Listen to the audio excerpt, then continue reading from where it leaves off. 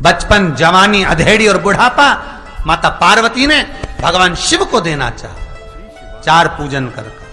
इसलिए माताएं आज भी हरतालिका तीज के दिन रात्रि भर जगकर पूजन करती हैं। और मेरा निवेदन बहुत सुंदर भाव शिव महापुराण का है।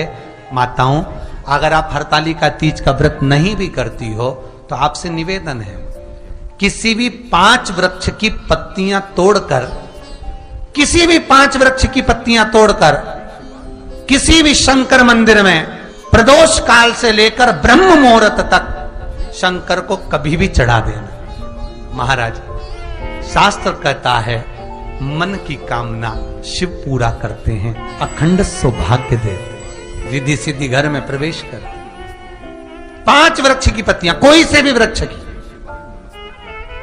जो आपको अच्छा लगे वो वृक्ष की 5 पत्तियां तोड़ लीजिए। 5 वृक्ष की डालों में से पत्तियां निकालकर शिव को समर्पित कर दीजिए, शंकर को। ना गणेश जी विराजमान कर रहे हो तो ध्यान देना, जब गणेश जी को लेकर आओ तो गणेश जी का मुख आपकी ओर होना चाहिए। गणेश जी को जब घर में प्रवेश दो तो गणेश जी का मुख आपकी ओर, महाराज। और जब गणेश जी को विसर्जन भी करो तो गणेश जी का मुख आपकी ओर, पीठ नहीं। कई कई लोगों के घरों में गणेश जी की बहुत सारी फोटो हो जाती है, और ध्यान दीजिएगा महाराज। कई कई लोग गिफ्ट में गणेश जी दे देते हैं। शास्त्र कहता है जिसने अपने जीवन काल में यदि गणेश की मूर्ति, गणेश की प्रतिमा, गणेश का फोटो हम किसी को गिफ्ट में दे देते हैं तो हमारे घर की संपदा उस तारीख को लिखकर रखना, उसके बाद में धीरे धीरे छिन्न होने लगती है, संपदा टिकती नहीं। 1 रुपया कमाओगे, 1.25 रुपया खर्च होगा। और घर के हर जगह पर गणेश जी की मूर्ति नहीं लगाना चाहिए। घर का फोटो, गणेश जी का फोटो हर जगह पर नहीं लगाना। जहां पूजन करते हो वहां लगा लो, जहां स्मरण करते हो वहां लगा लो, चल जाएगा। पर सारे घर में ना जाने कौन कौन सी दिशा में। और यहां तक कई लोग साल भर गणेश जी रखते हैं, तो उनसे भी निवेदन है साल भर गणेश जी रखो, मना नहीं है, पर गणेश जी रखना कौन सी दिशा में चाहिए उसका भी शास्त्र प्रमाण वर्णन करता है। हमारा लाते समय गणेश जी का मुख आपकी ओर हो। शमी के वृक्ष की पत्ती, जैसे ये बेलपत्र होता है, शिव को और गणेश को बेलपत्र, शमी पत्र समर्पित होता है। आपको कथा में वर्णन किया था, 33 कोटि देवताओं को भले बेलपत्र नहीं चढ़ेगा, पर 33 कोटि देवताओं को शमी पत्र चढ़ता है। और उसमें एक गणेश जी महाराज और एक बाबा भोलेनाथ, इन दोनों को शमी समर्पित होता है। कथा में पहले भी वर्णन किया, आज फिर आपको समझ लेना बहुत अच्छे से।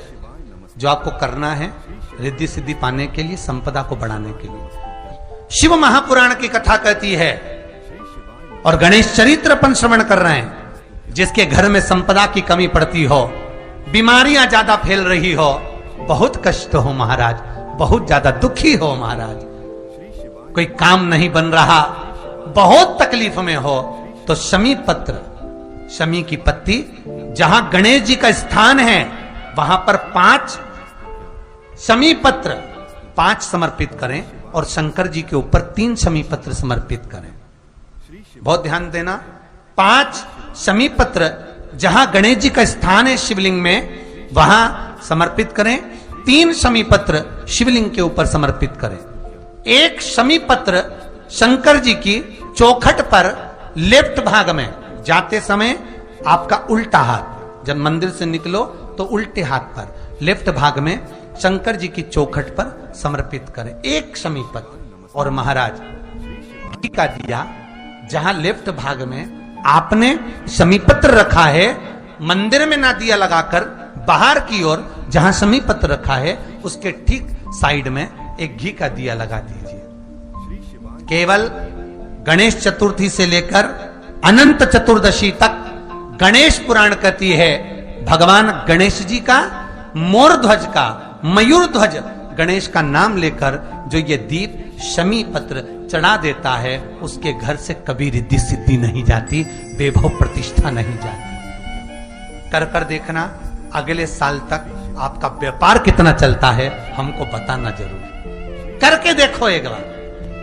गणेश पुराण का, शिव महापुराण का यह प्रसंग करिए, जीवन में उतारिए। चतुर्थी से लेकर अनंत चतुर्दशी तक गणेश जी का मूल स्थान। आपको गणेश जी की मूर्ति पर चढ़ाने का नहीं बोल रहा है। क्यों नहीं बोल रहा है? क्योंकि गणेश जी की आप प्रतिष्ठा करोगे तो वो टेम्परेरी है, 10 दिन के लिए कर दिया, फिर वापस विसर्जन कर दिया। पर जहां शंकर मंदिर में बैठ गए, शिवलिंग स्थापित हो गया, वहां ना जाने कितने समय से शंकर की आराधना हो रही है, वहां गणेश जी सदा विराजमान है। और देखो, ये 10 दिन में अगर आपने शमी पत्र बिल्कुल मन से समर्पित करा है ना, तो मेरा विश्वास कहता है, शिव महापुराण का, मेरे बाबा विश्वनाथ की कृपा कहती है, मेरा मन कहता है, 10 दिन के अंदर आप शमी चढ़ाएंगे ना, तो कुछ ना कुछ अच्छी खबर जरूर मिलेगी, ये पक्का है। पर हमें बताना जरूर, व्हाट्सएप पर हो, मैसेज जरूर करना कि क्या फायदा हुआ आपको 10 दिन के अंदर।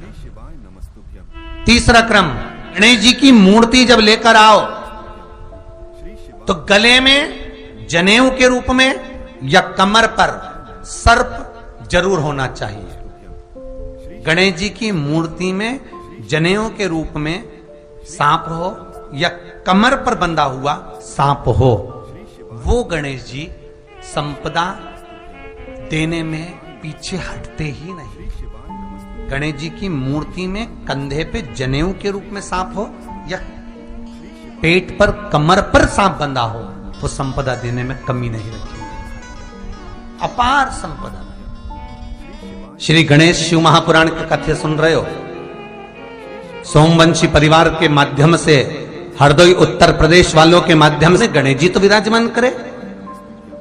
और आज जैसे गणेश जी आपने दिल से, हृदय से, चित्त से, वृत्ति से भगवान का सिंहासन लगाकर, दिए जलाकर, स्वस्तिक बनाकर, बिंदी लगाकर आपने जैसे गणेश जी को विराजमान करा है, शिव महापुराण कहती है, जब अनंत चतुर्दशी के दिन गणेश जी उठे तो ये तुम्हारा भाव है कि तुम इनको दिल से विदा भी अच्छे से करना। उठाया, पानी में फेंक रहे हो, ऊपर पुल से नीचे डाल रहे हो, कहीं निशाना मारकर फेंक रहे हो, ये गणेश जी का भाव नहीं होना चाहिए।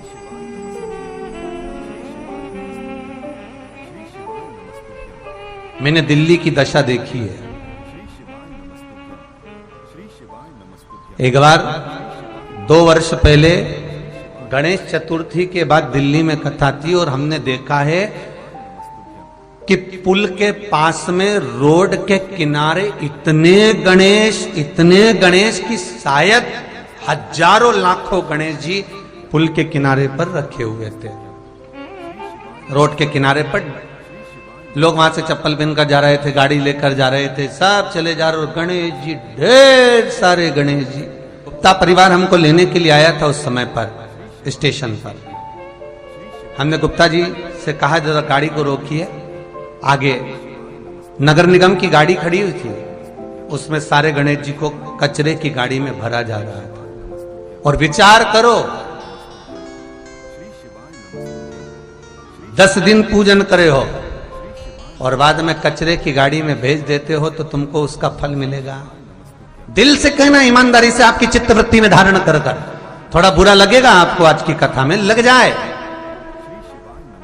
लगे तो, पर भगवत भजन करने तुमने 10 दिन उसका पूजन करा, 10 दिन तुमने स्मरण करा, 10 दिन तुम आपने उनका नाम जाप किया और फिर उसको भर कर कचरे की गाड़ी में भेज दिया। ये कहां की रीत है? शिव महापुराण ये नहीं कहती, गणेश पुराण ये नहीं कहती कि तुम इतना बड़ा गणेश बिठाओ। गणेश पुराण ये नहीं कहती कि तुम बहुत बड़े गणेश जी बिठाओ।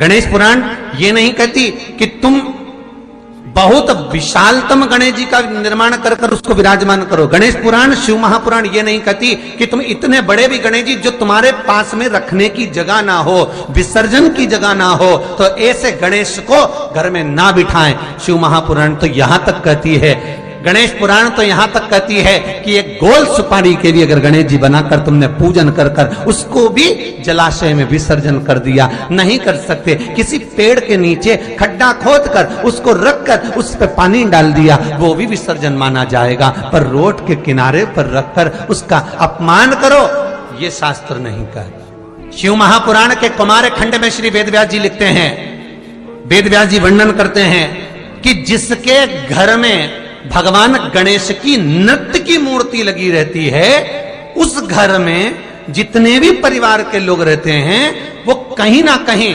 24 घंटे काम में लगे रहते हैं, पर उनको शांति रत्ती भर की नहीं मिलती है। यहां तक का व्याख्यान शिव महापुराण करती है महाराज। लोगों को शौक चला, गणेश जी ढोल बजा रहे हैं, वो मूर्ति का फोटो घर में लगा दिया, घर में मूर्ति का फोटो लगा दिया कि गणेश जी ढोल बजा रहे हैं, गणेश जी नाच रहे हैं, वो मूर्ति का फोटो तुरंत घर में लगा दिया।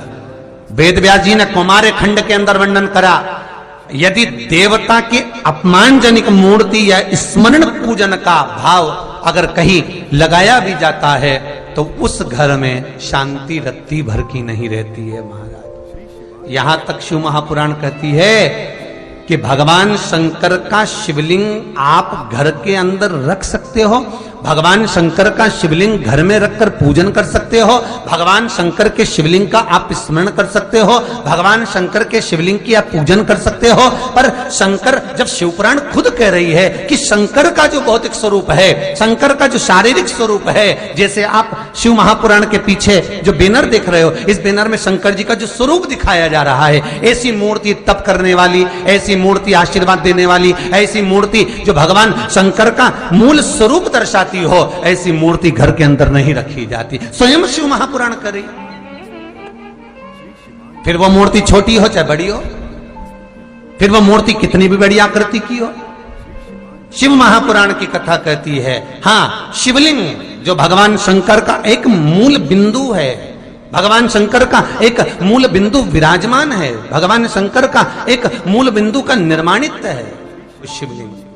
आप छोटे से छोटा, बड़े से बड़ा कैसा भी रख सकते हो। कि घर में अगर नर्मदेश्वर शिवलिंग विराजमान है तो तुम्हारी मर्जी पड़े तो तुम जल चढ़ाओ, तुम्हारी मर्जी पड़े तो स्नान कराओ, तुम्हारी मर्जी पड़े जो करो, नहीं भी चढ़ाओगे तो भी शंकर श्राप नहीं देते, तो भी शंकर कुछ नहीं कहते। बहुत ध्यान देना महाराज, उस गणेश के स्वरूप को शिव महापुराण की कथा कहती है। सतयुग में जो गणेश जी थे, सतयुग में जो गणेश जी महाराज का पूज्य भाव था, सतयुग में जो गणेश जी की पूजन होती थी, भगवान गणेश जी का उस समय वाहन था सिंह, शेर, और उनका नाम था विनायक। बहुत ध्यान से सुनना, श्री गणेश शिव महापुराण की कथा चल रही है, बहुत दिल से सुनिए। शायद जो प्रसंग निकल जाता है वो वापस नहीं मिल पाता।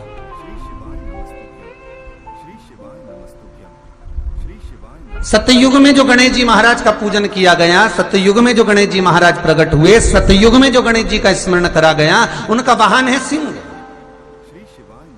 शेर पर श्री गणेश जी महाराज बैठते थे महाराज, और उनका नाम है विनायक।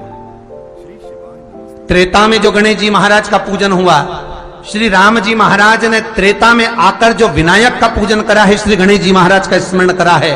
शंकर के शिवलिंग का पूजन जहां पर भगवान राम करते हैं, उसी के ठीक सम्मुख में अगर आप कभी रामचरितमानस का स्मरण करेंगे, राम दर्शन करेंगे, तो उसी के सम्मुख में श्री विनायक श्री गणेश जी महाराज का त्रेता में जो दर्शन कराया गया, वो महाराज मयूरेश्वर भगवान गणेश जी का नाम पड़ा।